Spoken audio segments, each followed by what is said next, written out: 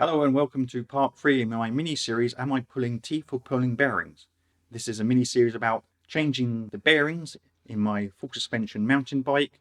You might recognise bits like this. This video can be very useful to you when the day comes you need to replace your bearings. It didn't quite go as smoothly as anticipated, even with the right tools, so I hope you'll join me on this little journey.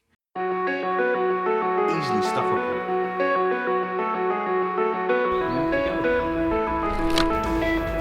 The same mount you get in the box.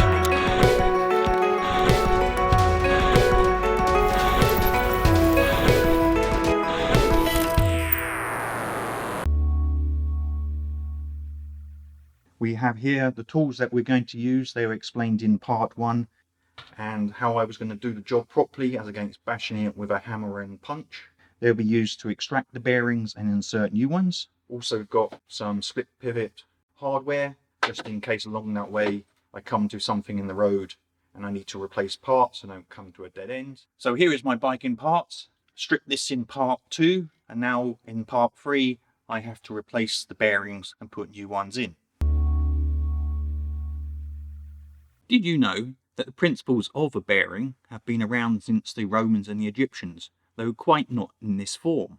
Even Leonardo da Vinci used for his helicopter. But the first bearing that looked like this was painted in 1869 by a French bike mechanic, and he used it on a bike that was entered into the first bike race in France. I don't know if that was a Tour de France, but guess what? He won. And that's where this very, very familiar bearing comes from. Now, you know I mentioned in a previous video I got this split pivot kit for my bike, and here is the nice shiny bits. Well, here are the bits off the bike, and these look in pretty good nick.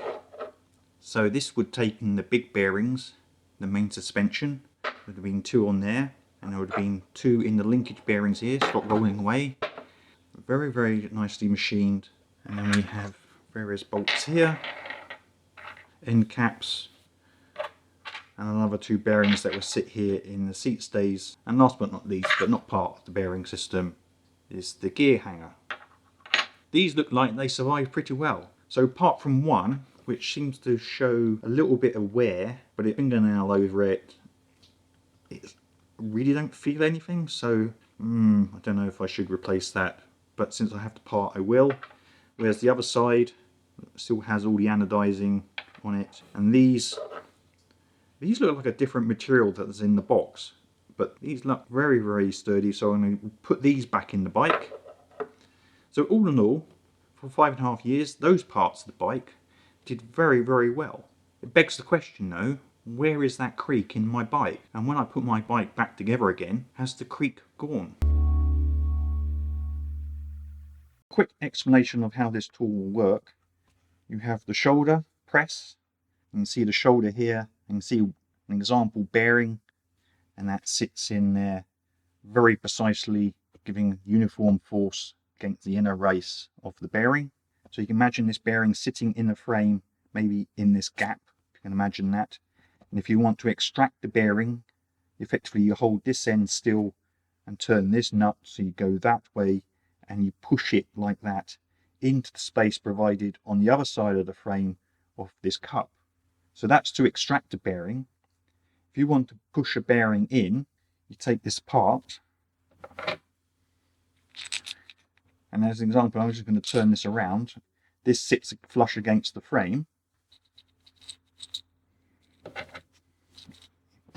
Put this nut on here.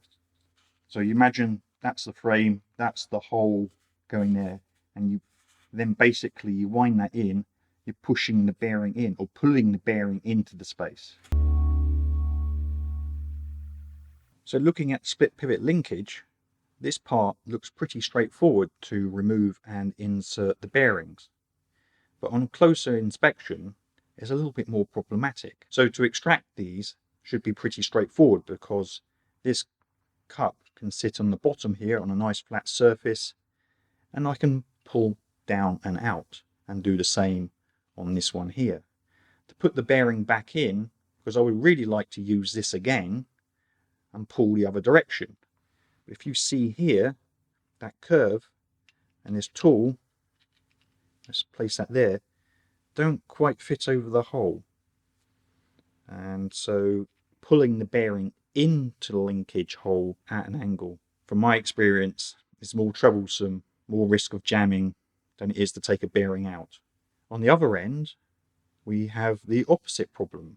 This has a chamfer on it, a curve. I don't know if you can see that there. It's a nice flat edge here. But if I place that on there, it's not parallel to the bottom edge. So I'll be pulling the bearing out at an angle. Hopefully not so much that it will jam the bearing. So looking at the lower linkage arm, this is one bearing we have to extract, and it pulls out that way. And this is the exposed part of the frame which I would see, so I'd have to be very careful I don't damage the paintwork, create a pinch point with the extraction tool. But at least this surface is flat. On the back side, there's the shoulder where the bearing sits. We'll be pushing out that way and then pulling back in this way. Same for the other axis. So I don't see any problems here. We've got nice parallel surfaces. However, looking at the other end, I don't know if you can see here, this has got a profile on it. So I'm going to carefully turn that around. You can see it's not flat, there's a ramp. So it's thinner at this end and higher at this end. And since the bearing has to come out towards you, that means I'll be pulling out at an angle, which is not ideal, but hopefully not enough angle that will jam the bearing in its socket. But putting it back in, I have a flat surface, and so that shouldn't create a problem. Last but not least is this side of the frame, and this will be problematic. You can see here, I've got a gear cable mount. It sits proud right next to the bearing, literally. So that means I cannot get a bearing pulley in there to sit on a flat surface. So I might have to resort to the punch extraction tool, but I'm very reluctant to do that because, again, this is the side that you would see on the bike, even though it's hidden behind the crankset. If I rest this on a surface, it would have to be something like wood ideally, but again, it's a very small pressure point. I could end up damaging the paintwork. So this one could prove problematic in trying to extract the bearing, but looking on the other side, putting the bearing back in shouldn't be a problem. Again, because we have a nice flat surface. So it looks like Seltzer built this bike in such a way that it's easier to put together than it is to take apart. So ideally, for this tool to work with my linkage and its curvature, I would need to cut 1/3 off this circle, so I have a 3-sided circle. But I'm not going to resort to sawing the tools just yet. Let's see how we get on with a slight angle. So that's a quick rundown of all the bits and bobs, the tools, the bearings. With no further ado, let's get stripping. Now, one of the things I'm going to use to hopefully protect the surface from the pinch points of the extraction tools, and so not to crack the paint. So I've dug out an old leather belt, and I'm going to cut that, put a hole through it that's big enough for the screw to go through, and I'm going to put this between the paintwork and the extraction tool. So hopefully this will be thick enough, it will be able to create a bit of a cushioning and hopefully square off the extraction tool. So first thing to do is to cut my belt up.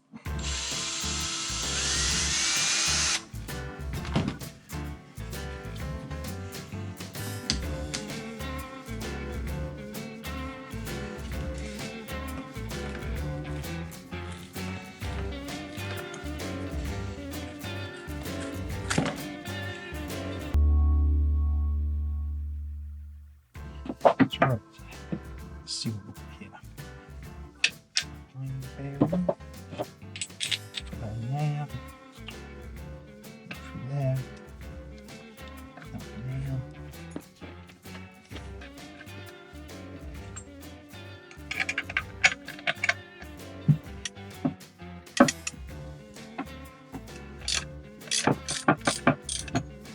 The main priority here is as well as get that bearing out. So it's pulling it is not to damage that paintwork. So I'm going to take that out now. That back through there. Let's shrink back through there.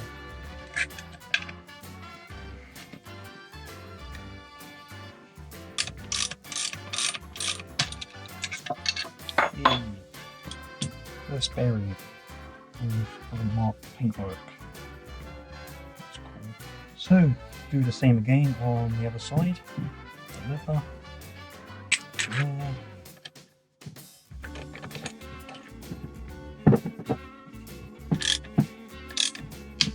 Oh, crack.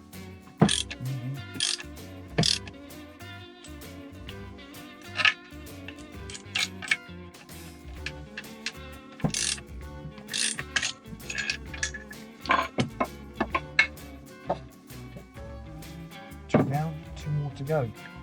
Right, we come to the more problematic side. I don't even get past that shoulder. Maybe if I can just get it moving first. And I can't get this to sit in there because I've got this shoulder in the way. So what I'm going to do is I'm going to put this on here and use this small one as a shield. I'll use this 3 spanner, so I've got this, so I create what, 3 edges instead of full circle. So it's that bearing.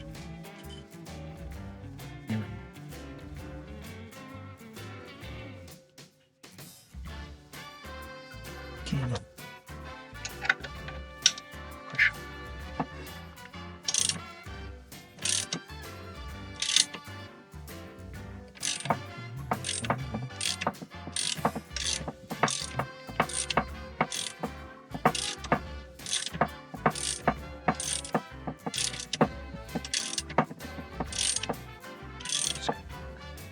This one.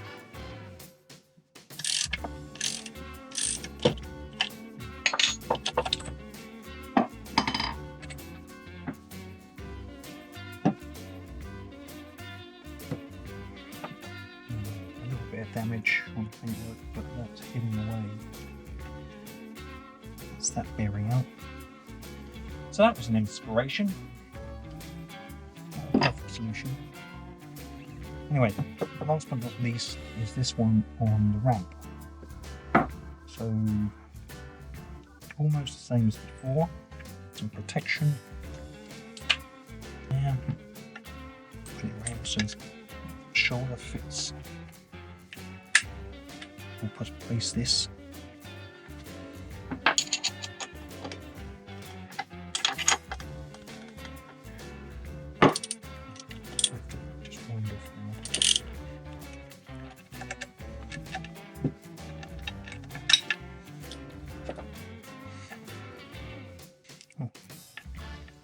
Be able to do something.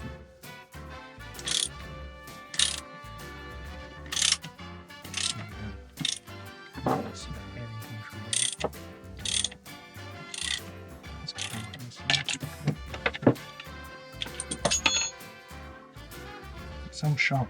Don't press that. It's just cut that duct tape. Use their protection. The perfect circle.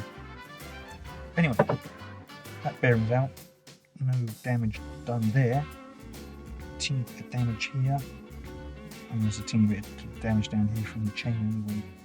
Well, as you can see here, I've actually used this the wrong way, and some of you might have noticed that already. But it actually worked quite conveniently because it sat in there and naturally self-centered itself in the center of the bearing, but that's not the correct way round. The correct way round is that way. But because of the inside circumference of the non-pull face, the proper tool for the bearing, this bearing, see that shoulder is too big, and that was interfering with the frame. So I had to use this one this way up.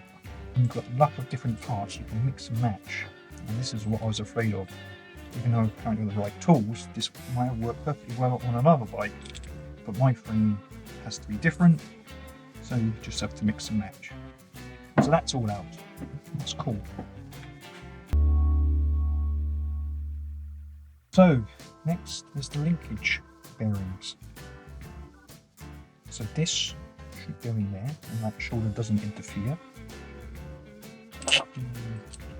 chin nut.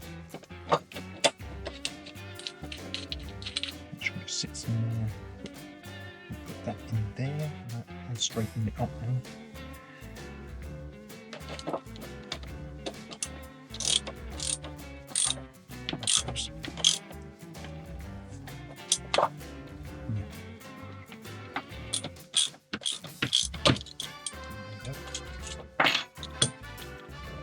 Okay, one down.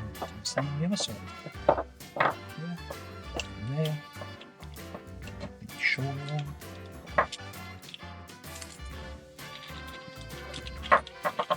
Let's see. Straightens it up.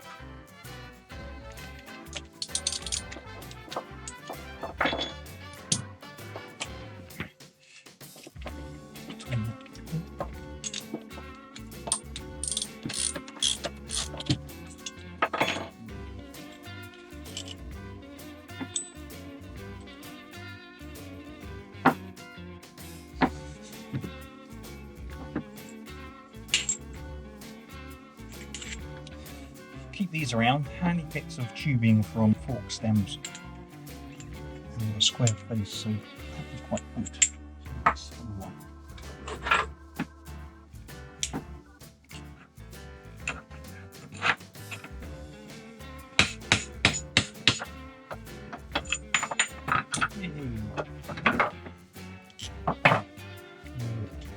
Stick it in there.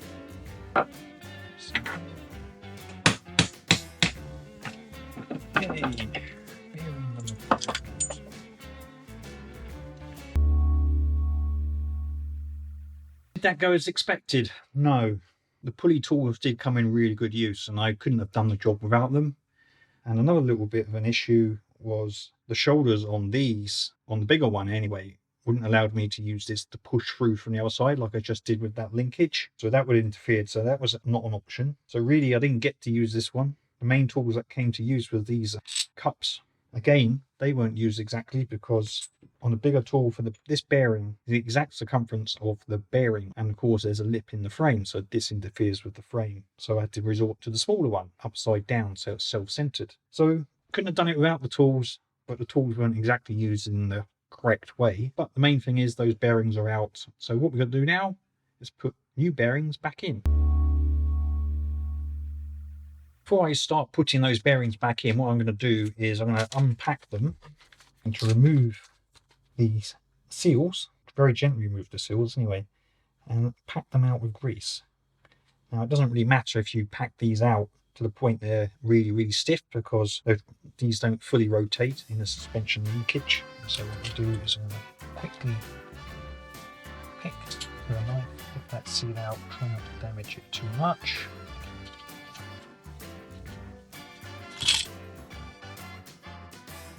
Inside there. And what I'm going to use is genuine Shimano Premier grease. Brilliant grease, this stuff. And I just love the way it blows. Put it in there. Come out.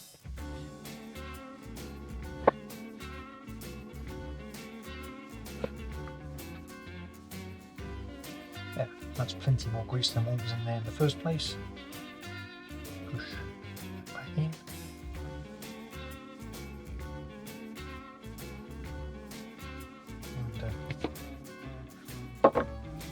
Do the same for the rest.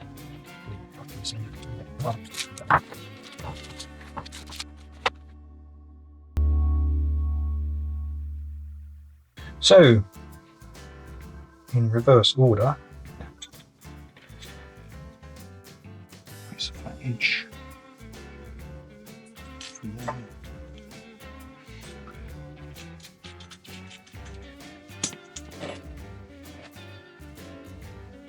That shoulder.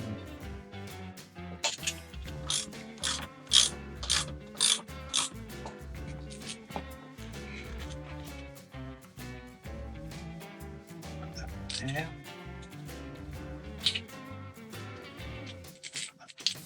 There.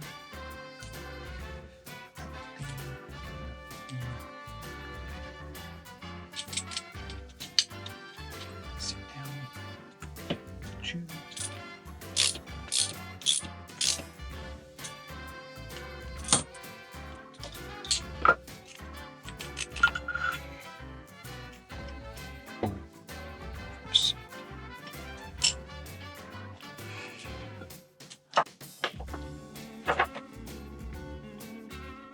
tolerances in this one so tight. Oh, that's cool. So turn that over. In here.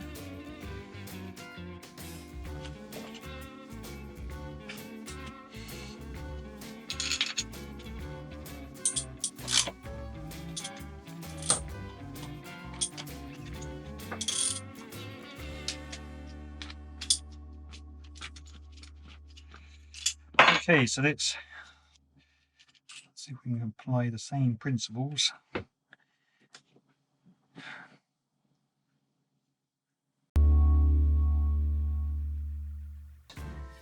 Should make it a lot easier than it was to extract the bearings. Try it like that, in off, one like that, between there.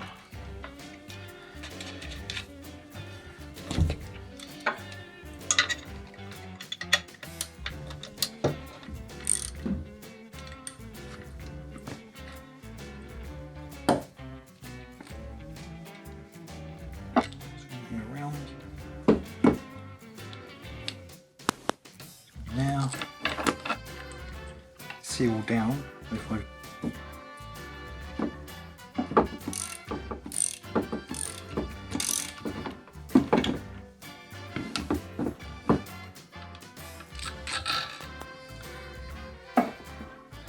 nice. Okay, let's try this end. Okay, this should be relatively straightforward. Now,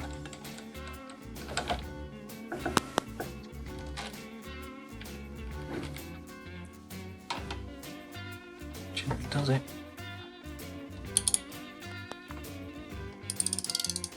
I do a lot better, I don't always say it. It's a lot easier to do this way around.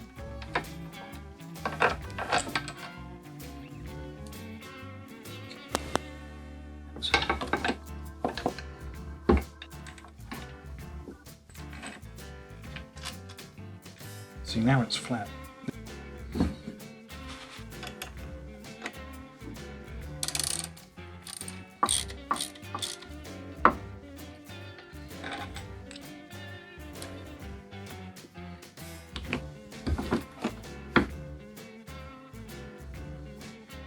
Well, that was certainly a lot easier inserting bearings than extracting bearings. The tools were used as designed, with no shenanigans and inspirational methods to extract bearings. And they've all gone in there very, very nicely. And they do feel lovely and lovely and smooth. So after all that, here are the bearings from the bike. Let's see how they got on and compare them against a brand new bearing. Do they turn smoothly? So put it this way, after 5.5 years, I think these bearings have survived quite well. That one is a bit like sandpaper, but otherwise they are still turning. That one's really quite smooth. That one's smooth, or smoothish. It still feels a little bit gritty. Gritty.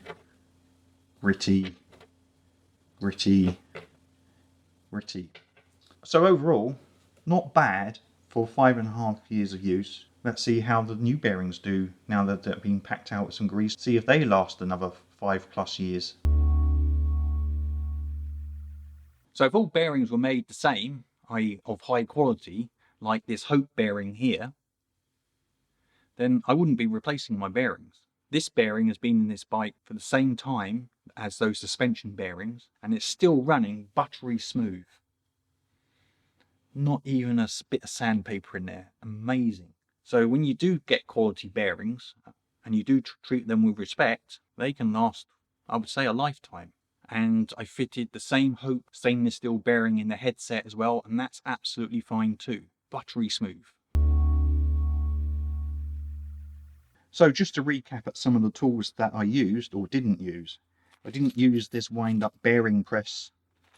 Here is the Inspiration leather pad to protect paintwork.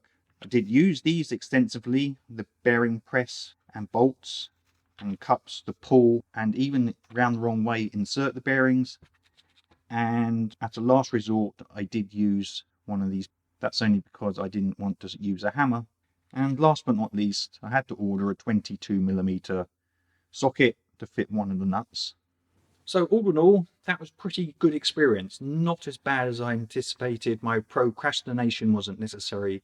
Having the right tools certainly helped make this experience a lot better than it could have been. Even though my frame with its curved surfaces did throw up a few challenges along the way and needed some inspiration to get round that, not having those tools would have been a lot harder, and I perhaps would have damaged the frame in the meantime. So I do encourage you, if you are going to do bearing replacement, do get the right tools. Do check out Bearing Pro Tools. They ship internationally. So I hope you liked this video. I hope you found it really useful. If you did, please do give it a thumbs up. And if you want to see more videos like this, then please do hit that subscription button and be sure to turn on notifications.